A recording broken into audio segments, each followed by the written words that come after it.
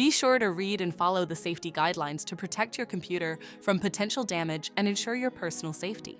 For more information about safety guidelines, see the owner's manual at dell.com/support. Before you begin, turn off the computer and disconnect all the attached peripherals. Before proceeding, ensure your computer is in service mode. To enter service mode, press and hold the B key on the keyboard and then press the power button. Now, the computer will boot up and the owner tag information is displayed on the screen. Press any key to proceed.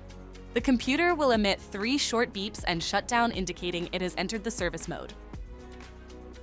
To remove the solid-state drive 2280, loosen the 9 screws on the laptop base cover.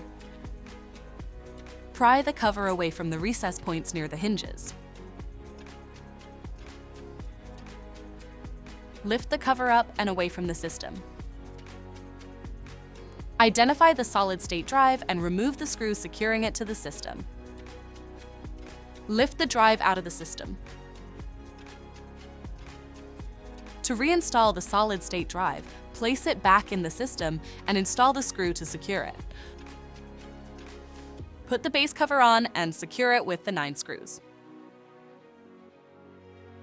To exit service mode, connect the AC adapter and press the power button.